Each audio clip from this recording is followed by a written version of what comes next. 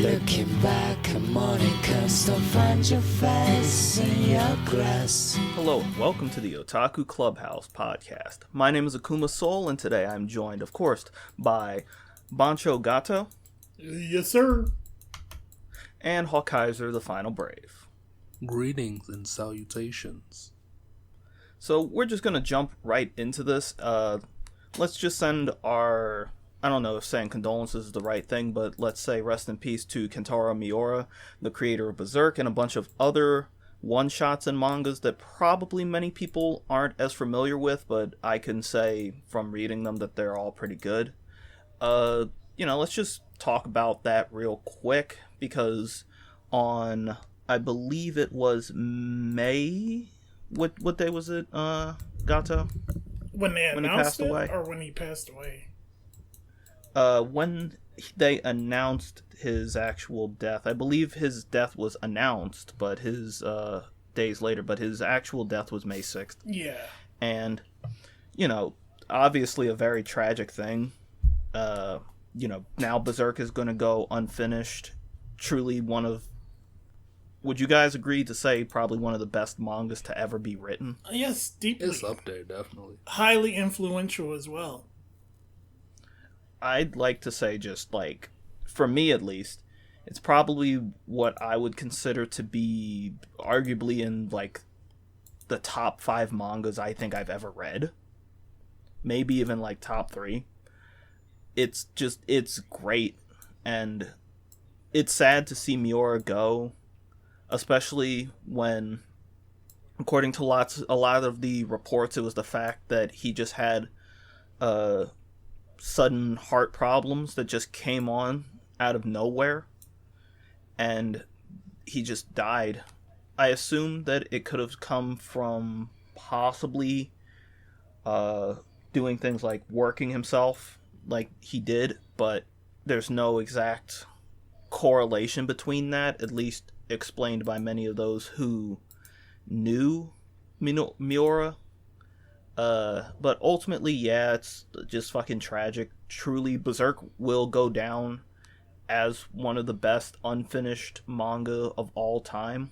And it's really sad because that's actually a pretty big list of mangas that went unfinished. I'm not sure if it was the manga or the novel itself, but, Berserk was heavily influenced by Guin Saga, which also went unfinished. So it's a bit ironic because the reason is the creator for Guin Saga had passed away, much like Kentaro Miura. And, naturally the one that comes to mind with people, regardless of quality of it, would be High School of the Dead, the creator of which died as well. Yeah. So, just getting it out of the way, unless you guys have something else to say about it. I mean, at least where it ended, unfortunate as it was on a good spot. Like, because if you know Berserk, it's a bunch of tragedy, it's a bunch of sad moments. But at least if this is where it ends, if they don't like find the secret vault of Miura's notes and like make a compilation or some kind of like resolution, some kind of epilogue, then it's not bad. Fucking Casca, spoiler alerts by the way, Casca got her memories back and she's not crazy anymore. Their child isn't a fucking nasty looking fetus anymore. Like it got its true form, and Guts was happy, and that's all you really. He wasn't. Yeah, I'd say that it felt like, honestly, and it's gonna sound kind of weird and maybe a bit morbid. It just felt like it felt like Miura knew that like something was coming to an end, and he didn't want to just end Berserk. But the way that last chapter felt, it almost felt like a breath of fresh air. Yeah. For what Berserk had like been for a while. And this is going to be a bit controversial, but I kind of think that Berserk should end there. Like, I know that it's never going to have, because of that, the story itself will never have resolution. And as a writer myself, like, you want your stories to end. You want your stories to have a satisfying end where you feel like your ends are tied up and things are good, especially when it comes to the fans. But it almost feels thematically correct that Berserk never really has an end. And I almost feel as though it just happening out of nowhere like that feels almost correct in a way. Like, he's not like, this isn't a Walking Dead comic book situation where the exact moment of it being completely out of nowhere, like the end of the Walking Dead comics, is actually meant to exist like that. It's supposed to exist out of, like, complete nowhere. Nobody's prepared for it. But, like, it just feels thematically correct in a way. Like, I wouldn't say all that. I wouldn't say that. that Yeah, that's how it's supposed to end, but I just say it's a, it's one of those happy coincidences that it did end like that. That's all I say. From what I understand, he didn't have like a history of like bad health or anything. That's as far as we know. Like, I've seen some people saying he had heart problems before, but what he died of was not like a typical. It was acute, just, which means sudden arterial something. Like, basically one of his fucking arteries just suddenly started bleeding. Like acute aortal something. Yeah. But it is what like, it is. And I said, like, man, fuck it. I'm not giving anybody any shit anymore, any writers. I'm not going to be like, Tagashi, you're such a hack. You're not finishing Hunter x Hunter. Or, what's his name? The guy who said lock him up, George R.R. Martin. Yeah. If you can't write for whatever reason, just take your time, man. It doesn't matter. Yeah, like, and you really look at, like, Miura's art, and the guy fucking put some details in the stuff. Like, he had assistants and stuff, obviously. But the amount of detail on just some of the stuff that he would draw, it was fucking breathtaking. Like, there was nothing there's hardly anything, no animes or anything that could, like, catch up to that level of art that he would draw. Like, I can't think of an anime offhand that just had that kind of detail. Nah. And very few mangas have that level of detail. The only time I see things like that are, like, in very short form mangas, or, you see ones like One Punch Man or Vinland Saga every once in a while having just art that was, like, that good. Which, coincidentally, after Miura died, a lot of people reached out, or, I say reached out, but a lot of people would talk to, like, on Twitter, the Vinland Saga writer and writers of other things, and be like, please don't, work yourself like that. And, a lot of the writers and stuff actually came out after and talked about not working themselves to that level and said that they would be fine. One of the ones that was actually fucking really sad was the Hajime no Ippo writer.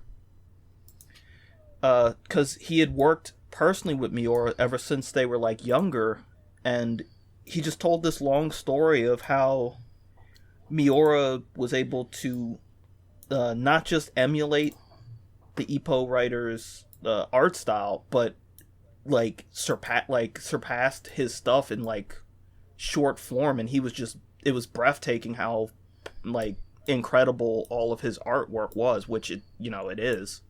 And he only got better, like, as the years went on. It's just, like, it was sad to see him writing about somebody who he obviously considered a very close friend. Yeah, man. It is what it is. So, but yeah, rest in peace, Kentaro Miura. You really were a fucking one of the best. Flat out, just one of the best. Oh man! All right, let's move on to the next story. Let's skip that one and come back later. Yeah, okay. All right. Well, let's talk about video games and stuff for a little bit. Let's just move on to that. Strive got released. You guys have been playing that. Tell me about that. Game's good, dude. Good It's game. fun. Good fun game. Fun, good looking, good online. Look good, fine, good. May ass. Garbage lobbies. Ramlethal ass. The Eno lobbies ass. is trash. Tatsugeki.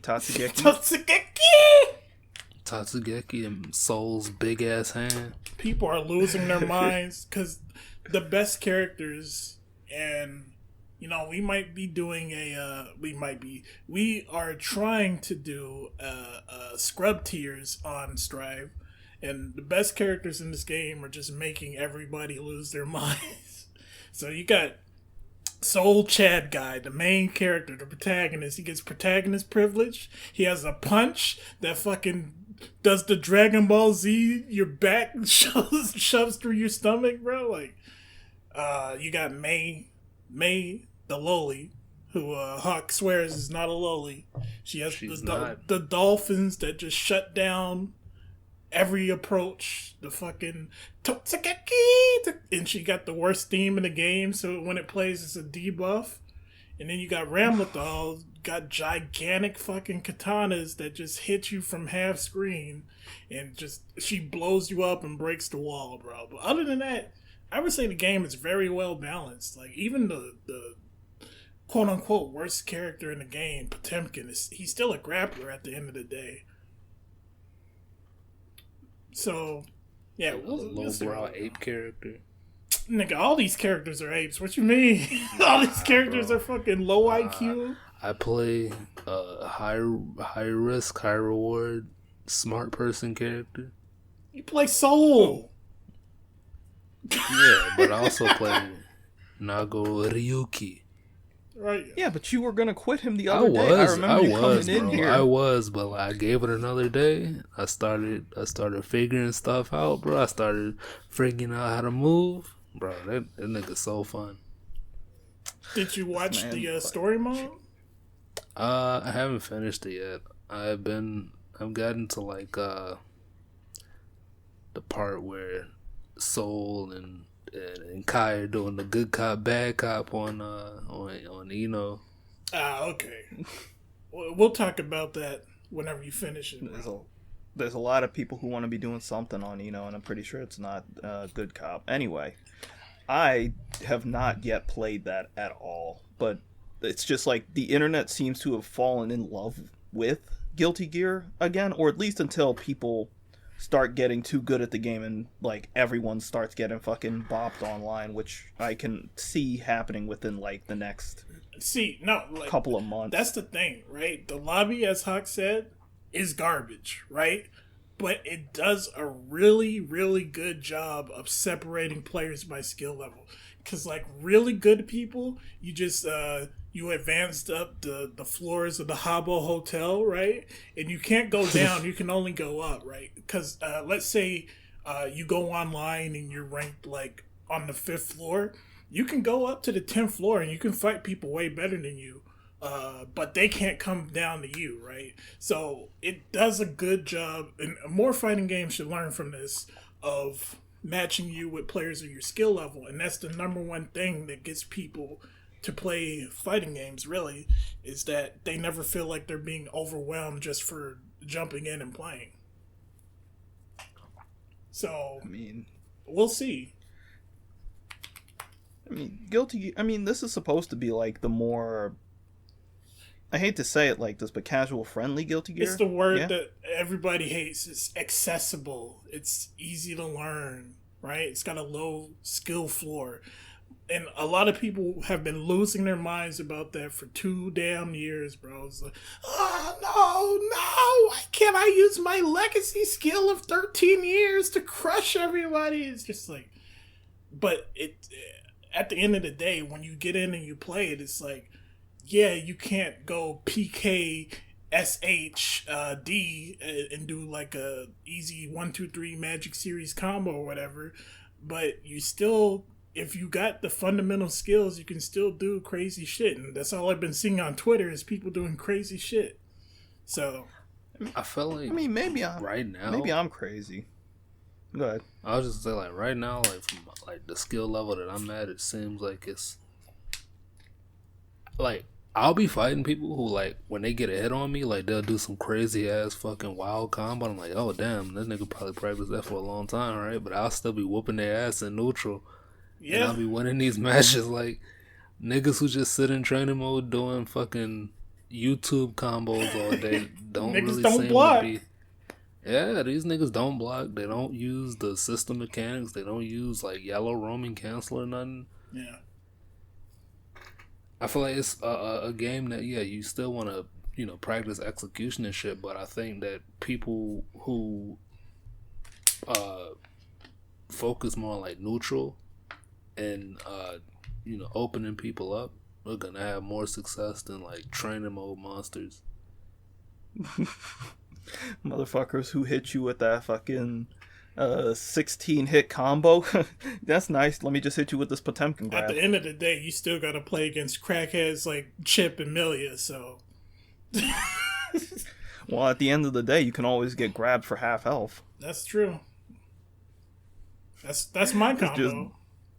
Just a reminder of the days of fucking Blaze Blue. You sitting there, you thinking you fucking sweet, you throwing out all these fucking moves, but you get hit with that fucking invincible grab. What you gonna do? Can I say, it's half your health still? As the resident grappler enthusiast, I just do the fucking Vulcan hand signal towards a grappler and take over it.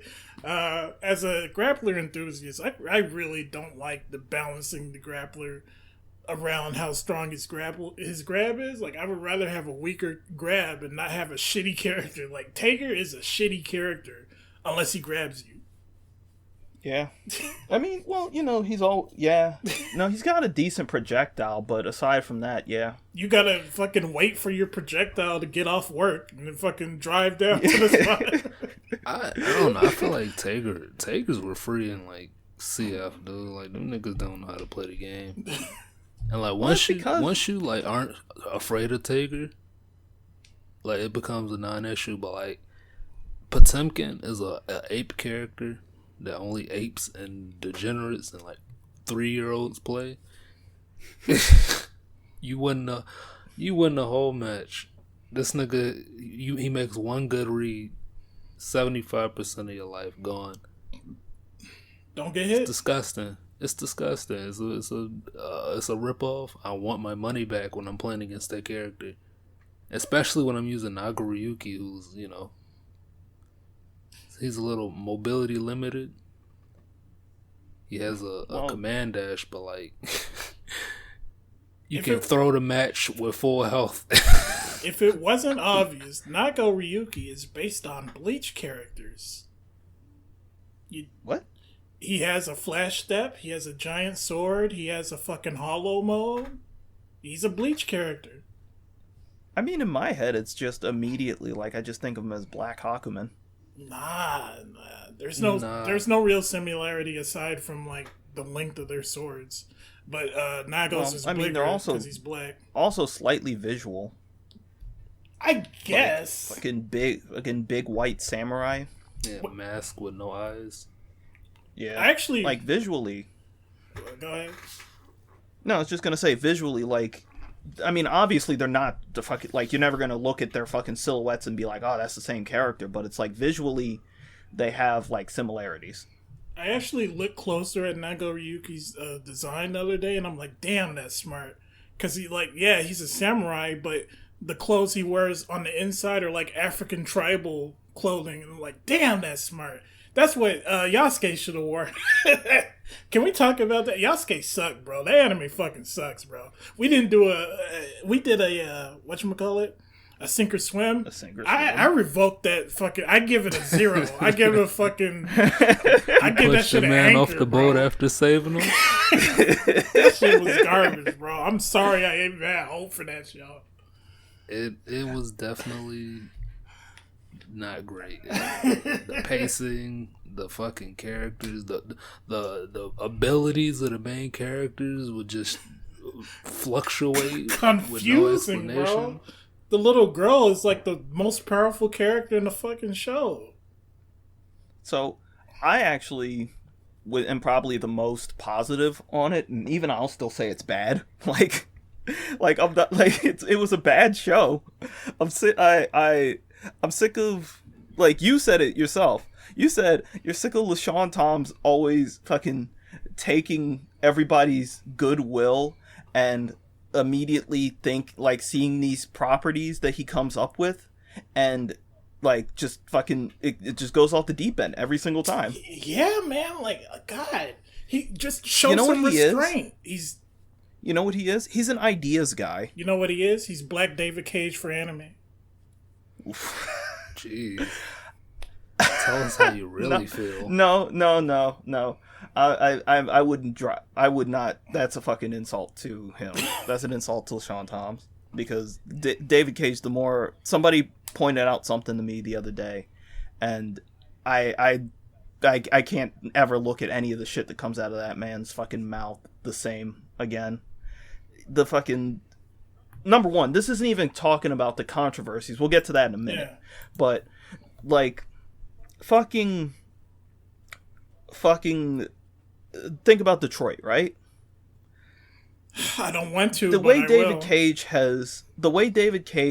has portrayed a lot of different people in all of his works has been put under a lot of scrutiny as of late. So naturally, anytime you think about this stuff, right, you think back to some of like the David Cage things that are like well known, like with Heavy Rain, right? That's the one that everyone seemed to be universally like, or not universally, but that's his most praised game. Heavy Rain, one of the main things with that was the fact that, every character in this game is scanned off of a person in real life or something, right? Here's the thing, right? There was one character who wasn't actually scanned off of a real life person. You know who that was? Who? The one big, scary, evil, unequivocally bad black guy. Oh, I forgot about that. Yeah, the one with the fucking big nose and the fucking shaved head, who looked super duper evil with the one goofy eye. I think his name was Mad Dog or some shit. Yeah, it was. It's Mad Dog. Now, admittedly, right? It's not that big of a deal, right? But here's another weird thing, right? So you remember how Detroit was about fucking racism, right? I don't know. And civil rights and stuff like that, right? Even though it wasn't, even though it's not about civil rights, it's not about anything. According to David Cage, he said it wasn't about anything. Mm-hmm. Here's the thing, right?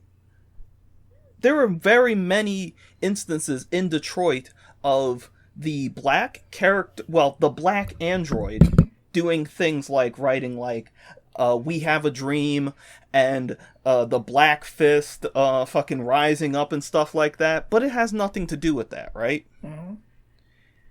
Why is it then that he decided to make it so overtly connected to obvious like well-known instances of the civil rights movement?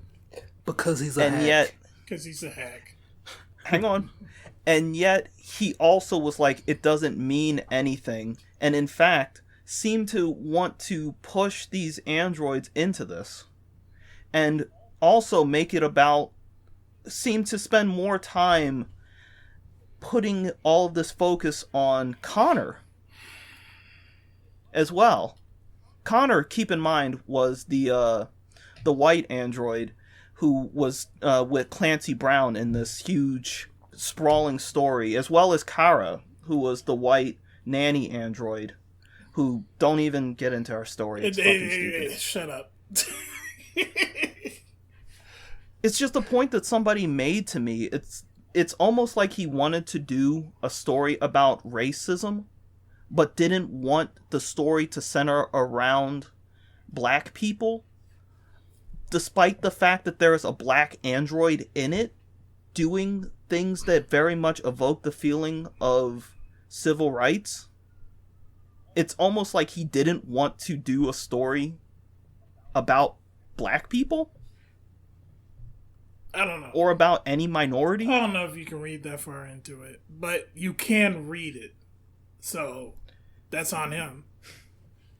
I mean, it doesn't matter because it's not about anything. Allegedly.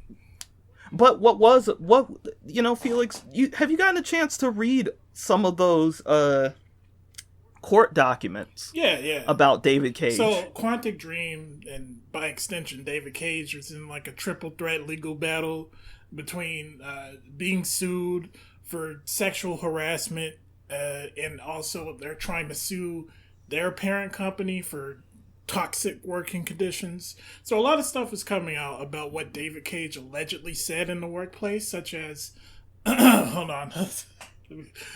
Anyways, in my games, all women are whores. And in open space, there's a lack of tits. Or, at Quantic Dream, we don't make games for fags. Literally quotes that he said. Keep in mind, these are quotes. This isn't fucking people embellishing what he has said. These are fucking quotes. Fucking... What are you saying, dude? I don't know. Is this just like something that... Is this just something that is like completely lost? I mean... In like the transition between like what's normal in like France and what's not normal in America? I'm not sure. You do know the whole thing about how in every David Cage game there's always a fucking a creepy shower scene where the player is like a voyeur, and it's just like, is that a French thing or is that a David Cage thing? I feel like I remember someone actually mentioning something like that is kind of a French thing, where like old French movies seem to have this weird fixation on like the idea of taking a shower on screen in order to like show some kind of weird purity or something, like the characters like constantly scrubbing themselves of impurities or some weird shit like that. See, I started off with the weak with the weak fastball so you could hit it right. All right, now I'm gonna throw a curveball. In every single one of his shows, in every single one of his every single one shows is correct. There's always the primary female character getting almost sexually assaulted. Sometimes numerous times in Beyond Two Souls. So there was... Jeez, man, I'm actually... I'm actually having, like, flashbacks to that fucking Beyond Two Souls shit. Man, that fucking Beyond Two Souls shit is a fucking shitstorm. I'm surprised. I'm honestly surprised that people didn't fucking just, like... Especially Sony. That Sony allowed fucking David Cage to continue under their banner in the way that he did for so long, like, especially around Beyond Two Souls. Like, all the shit that came out after that, too. Yeah, and this is the final fucking slide knuckle drive that you can't... Impossible to hit, just let it hit you. The fucking Ellen Page, what is it called? Motion capture. And they ended up making a model of her character in the game at the time where the nipples were visible for some reason, even though you couldn't see it in the game, which means it was... complete for absolutely no reason. It's like the only way you would see that is with the fucking free camera, and that's only something that you can mod in for some reason. Well, why? So here's... Hold on. I know what you're going to say. Let me finish. All right, bro. So is David Cage responsible for Elliot Page? That's not what I was gonna say. You fucking No, weirdo. I didn't. I didn't think that was what Jesus you were gonna say. Christ. That's just what I was gonna say. That exact statement has been made not just by you. I'll say that much. Well, Go ahead, Hawk. well, I was just gonna say, what does that matter? When Elliot Page is posted their nipples. Stop it! Can we talk about E3 now? No, we can't. All right, Let's talk just about final anything words. but E3. Final words before that on fucking David Cage, who apparently during the court hearing was stomping his feet, crying and screaming that you are getting in the way of my work. I want that to be the picture of David Cage whenever anyone thinks about the nonsense that they would do, where apparently they would do things like Photoshop pictures of other people's heads onto like Nazis and post them around the office as well. They would do things like that. And just fucking draw pictures of farting dicks and balls in fucking communal areas and stuff like that. Yeah, that's kind of funny though.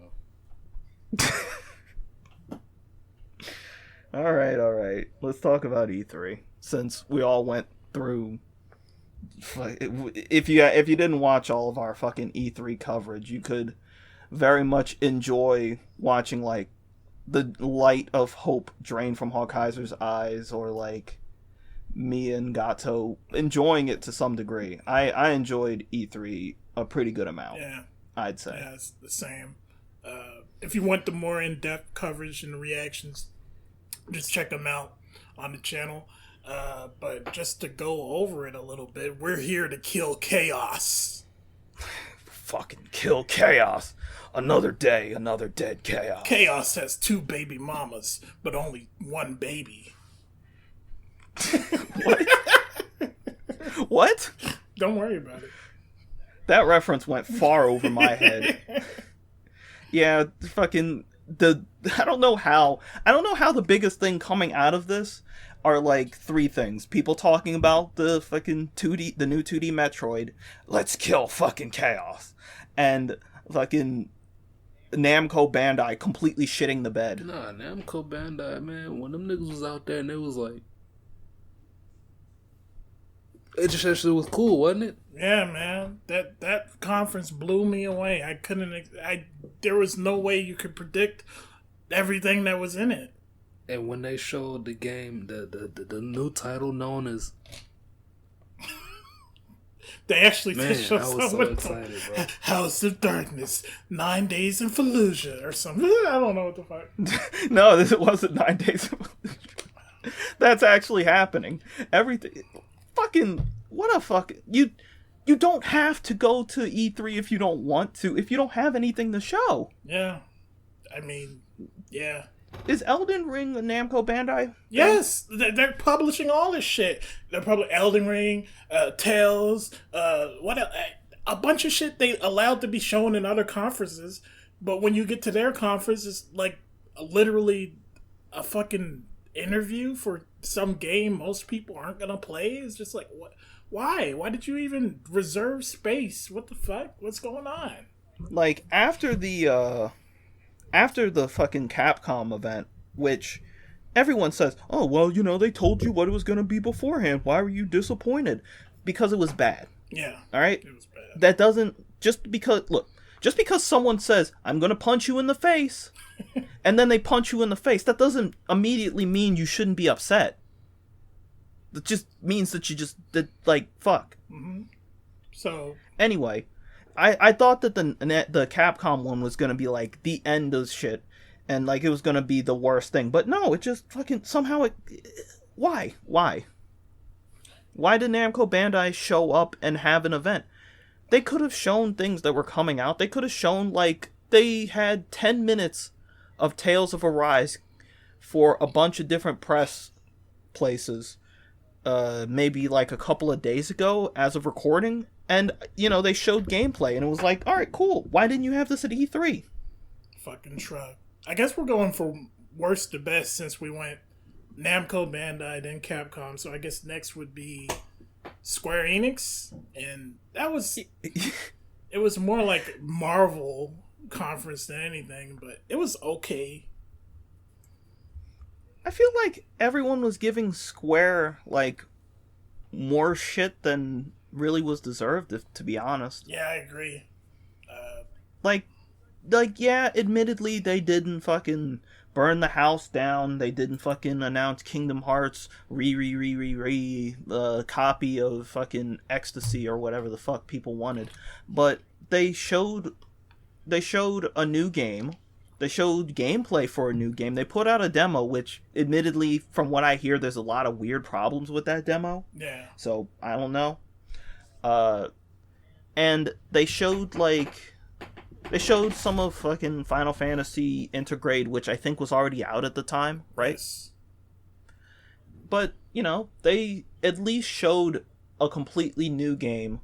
They showed some gameplay for that Guardians of the Galaxy game, which looks okay. I'm interested in it. A lot of people don't seem to be, surprisingly. They still haven't given up on Avengers. Yeah, I always forget that that Crystal Dynamics are the people who worked on Avengers, and the fact that I honestly forget that Avengers exists half the time. Yeah.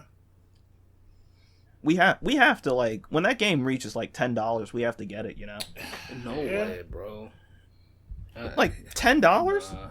It ain't worth it. Yeah, it is. Come on. Just like $10 just to fucking run around and have some fucking fun with the buddies. No. By then, at least, it'll be like...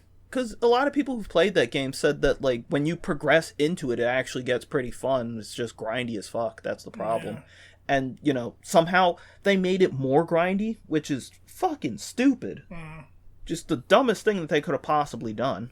Isn't Spider-Man supposed to... Did they forget they announced that? No, I don't think they forgot that. Vaporware. No, what was the fucking thing? There was something that was announced that was like super duper vaporware that I forget. I can't remember. But yeah, Squares was okay. Everybody gave it shit. It was fine. Right. It was underwhelming, but it was fine. Like, not everyone can pull off like a fucking... And, this is clearly meant as a segue into what I think, at least, was the next best one. Not everyone can pull off an Ubisoft. Okay, anyway, so Xbox and Bethesda was pretty good. Hang on. Just, for next year, Ubisoft, I'm going to tell you guys right now. I'm going to tell you guys how to win. Stop it. All right? No, shut up. I'm going to tell you guys right now how to win next year, all right? You had some games, right? You had some announcements, right? You showed some Far Cry, you showed some Rayman and stuff like that. You know who you need to get as a presenter, Ubisoft. You did it a few years ago. You know what you need to do. Yeah, I'm not even gonna say. You know what you need to do. All right, continue.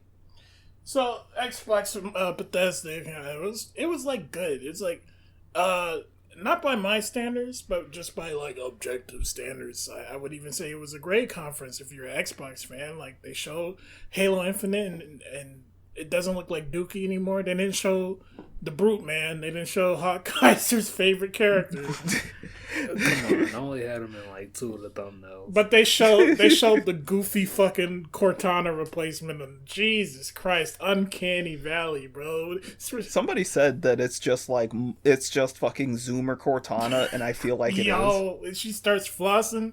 Stop it. They showed a new Forza because they're contractually obligated to put a new high intense racing game. Look at the gravity, look at the jungle, look at the water effect. Shut up. It's not even really like the graphics of everything else. It's just like, look at how detailed the car is. We can show you the inside of the car. It's like, fucking don't care, dude. They showed a bunch of shooters. They showed Back for Blood, which, to be clear, is not an Xbox exclusive. They showed a trailer for Starfield, which, to be clear, is an Xbox exclusive, and that has a lot of people mad. It's like, whoa, what the fuck? Bethesda's only going to make Xbox games now. What the fuck? But you knew that was the deal when they purchased them last year. Yeah, it's like, you didn't expect that they would eventually just fucking only make Xbox games? I mean, the Fallouts and the Elder Scrolls those are going to be multi-plat because they obviously want money. But any new games, yeah, more than likely it's going to be Xbox exclusive. What else they showed? Yeah. They showed Stalker 2, which I don't know if you're into that, if you're Russian or something. No, man, it's like, I think Hawkeyes said that it's like anyone who plays that is like, most of the time it's like fucking Russian RPers. Fucking SCP lovers and shit. Yeah. Yeah, and if you get caught lacking out there in those games, I don't know, man. I might try them out because they look fun, but like the community is kind of fucked up. That's a little tangent, but I believe the last thing they showed was like some Left 4 Dead clone with the black woman with the afro, the multicultural gang. Super annoying fucking multicultural poster on the side of a fucking doctor's office gang. Post what? You know, like when you go to the doctor's office and you see them posters where they always got like they gotta have the one black guy, the one white girl, the one like Mexican dude. We gotta celebrate our differences. Yeah, shit like that. And like they were making all sorts of fucking annoying ass like quips and stuff. And it was completely CG too. I don't like that trend. I like the trend of just showing trailer after trailer, new game after new game, announcement after announcement. But when half the trailers are fucking CG, like that fucking Outer Worlds 2 one where they were like, "Oh, we're going to show you a fake trailer." Like, you can't put in narration and then like, look, we're poking fun of ourselves. Haha. Pre-order the games. Like, nah, bro. I got nothing else to say about the Xbox Bethesda conference. It was alright. It was good. I mean, the only other thing that I would really say is they showed a little bit of Auden, which that looks pretty fucking awesome. Oh yeah, this is the show that we haven't given up on JRPGs, haha. Yeah, even though it's like Auden has it's just like Auden was fucking funded. It's a crowdfunded game by like old Suikoden people. Yeah. And you know, fucking it looks really good. I'm really interested in seeing where that comes from. I will not buy an Xbox to play fucking Auden. It's not going to be a fucking exclusive. It's not going to come out on there first. I don't know what the fuck you expect. Also, side tangent, because you were mentioning the fucking lady in fucking... what was that fucking game's name at the end? Don't know, don't care. Whatever. They actually had a black girl in Auden who fucking, her design was fucking good, and it's like she didn't fucking look like a fucking boring fucking, we put an afro and skin on this character, so please be enjoy because you are black character. Oh, and, Western games can't make good black women characters. That's not true. Anyways, they also showed Psychonauts 2, which I guess is a big deal, but I just hate Tim Schafer. Double Fine. Anyway, fucking Tim Schafer just released the fucking game. The savior of E3 was Nintendo, even though they didn't want you to see it. They didn't want you to see it if you were they didn't want you to stream it if you were Japanese. I don't understand that. I really just don't get that. I don't get it. It's just some fucking pencil pusher who wanted to feel important that day. Was like, oh man, I gotta make my position seem relevant. Let me send out this goddamn request for. Not only can you fucking not like stream the direct, but you also can't stream a reaction to it. Yeah, that's fucked up. I just don't get it. It's like I can't make fucking logical sense of it. Like in my head, it's like the only way that I can see them saying something like that is if it was using like some very specific copyrighted material. Which, to be fair, we got pinged for some weird copyrighted shit too. Thanks a lot, Jeff. Even though you said the shit's fucking completely fine to stream. It'll be fine to stream. Apparently that fucking Netflix one fucking caught us. I don't know how, whatever. But, yeah. I don't fucking get it. Yeah, and this Direct had a lot of reactable stuff too, so rest in peace. All of its reactable stuff was like all of the obvious things like, oh, Breath of the Wild 2, Smash trailer, the Metroid game, Kazuya killing everybody in Smash. I can't believe they added another Shoto to Smash Brothers. We already had Ryu, Ken, Terry, Mario, Luigi, Link, Kirby, but you're adding another Shoto? Come on, man. Well, no, you see, you made the mistake. What you actually meant was they added another Shoto. They already have Ryu, Ken, Corrin, Donkey Kong. Let's see, who else? But anyway. Oh, they also have Wii Fit Trainer. Smash players don't know what a Shoto is, essentially. Yeah. Kazuya looks fucking awesome, by the way. I mean, unsurprising, considering the fact that Sakurai really likes fighting games. Which is something I always forget, but he does talk about the fact that he would be one of those guys who would sit around and play some fighting games in, like, just some cabs back in Japan, which, that's pretty cool. What else did they announce? Advanced Wars 1 and 2 with, like I told you, I said before that that Way Forward had to have been working on those, at least the animation-wise, because as soon as I saw that art, I was like, that looks like the Shantae art. Like, that weird Western anime, waname kind of shit, where they're like, they really want to be anime, but they can't do anime stuff exactly. Which means you can hope to see a lot of porn of these characters in the near future. I mean, it's fucking Advanced Wars. There's already a lot of porn of fucking characters. Bro, the saddest announcement is that Just Dance 2021 will no longer be on the Wii. It's all over Brazilians. It's all over children's hospitals. Got to get a new console. Aren't they still releasing like? Well, I don't think they still are, but there's like they released FIFA games on like.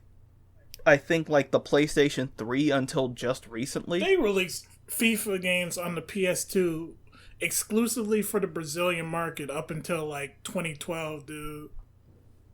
Bro, if the Brazilians are still getting PS2s, I might have to go to Brazil on some real and just, like, grab a PS2. Yeah, no. Like, they'll grab your head off, bro. the fucking can you imagine, like, you have to get Brazilian exclusive games? Like, I wouldn't even know what I don't even know what, like, a Brazilian exclusive game is. Super de macaco. Deliciosa. But, no, it's like, fucking, the fact that they were still making Just Dance games all the way for things like that should really go to speak how big and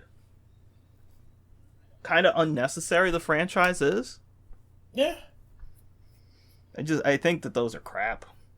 But they also announced that fucking Rayman, more continued Rayman Raving Rabbids stuff. Stop it. I keep, every time I think I erased that from my mind, you just say it again. And then Jesus Christ. I'm sorry to tell you, but those games do alright. Yeah, I know they do. But it's just like, I don't want to see the fucking goth girlfriend fucking rabbit, dude. That's not even something I wanted conceptualized in my head. God, dude, I saw that thing and nearly lost my fucking mind because I was like, ugh. Because it's like, it looks like a fucking OC. Yeah. It looks like somebody's fucking fur affinity account for OC or some shit. You know what's been in like 7 of these conferences is Monster Hunter Stories 2. God, I'm fucking so sick of seeing that fucking game now. Massive shilling campaign for stories. Don't know why. Buy our stories. Well, I'll tell you right now why. It's because Capcom didn't expect Monster Hunter to be their biggest fucking franchise ever. Yeah, and they want to branch out to people who wouldn't necessarily play the main games like World and Rise and would play like an RPG instead. That's pretty much... That's why there's so much cross-promotion, too. Like these niggas call it a crossover. You can't cross over between the same fucking series from the same Yeah, it's just like, company. it's a crossover between Monster Hunter Stories and Monster Hunter Rise. Motherfucker, what? Shut up. It's like, oh yeah, that's a crossover between Tales of the Abyss and Tales of Vesperia. It's like, no, it's the fucking same thing. Yeah. A lot of stuff shown, like gameplay footage though, it was kind of it's kind of like stuttery and stuff, and this is like, yeah, they're finally gonna announce the Switch Pro, right? But no, Doug Bowser says we'll announce the Switch Pro when we're damn ready to. Basically, I mean, I assume that essentially means like we'll announce the Switch Pro, and this is just my thoughts. They're gonna announce it when the sales start to drop. And I don't mean, like, they start, like, lowering. I mean that they actually start to drop.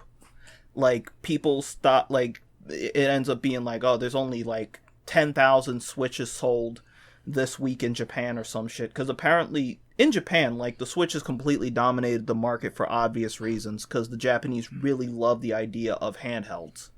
So it's just completely dominated the market over there.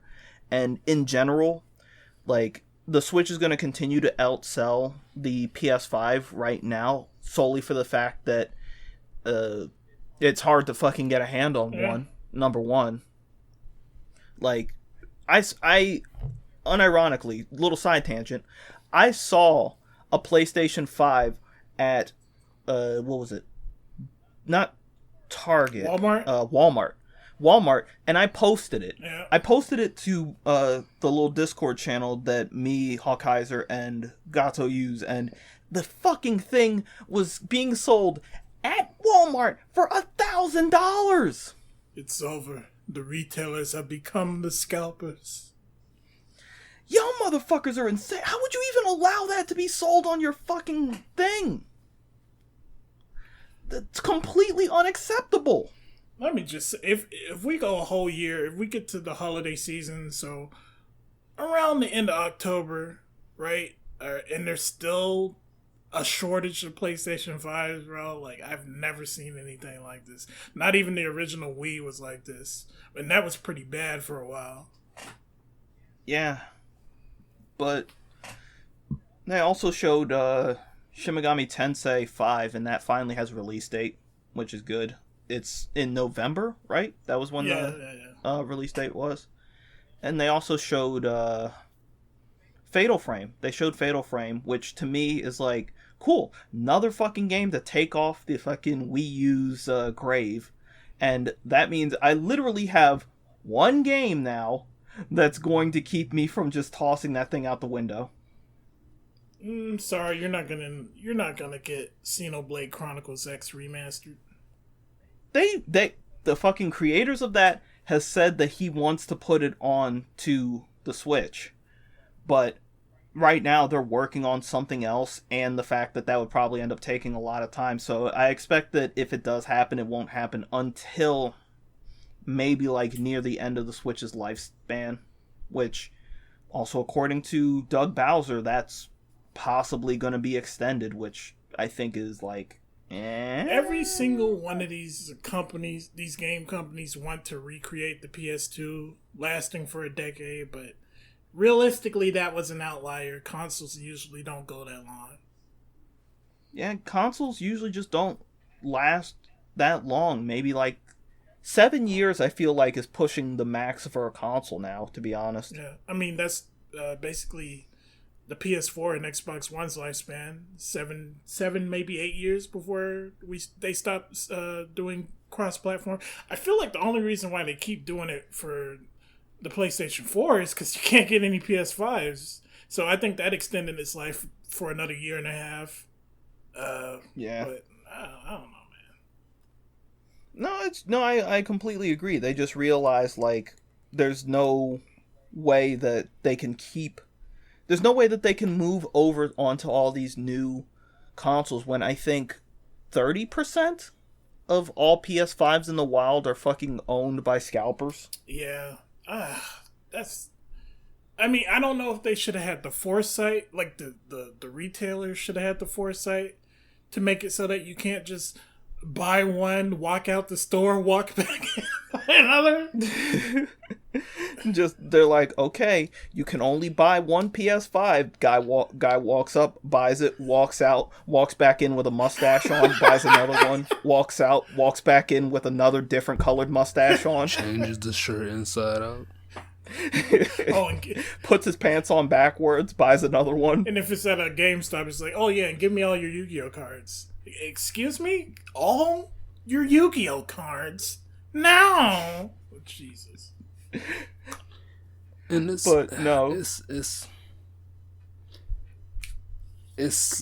like people think that they're making a good investment, but like in a couple months when PS5s become commonplace, they're gonna just have a bunch of stock that they can't get rid of.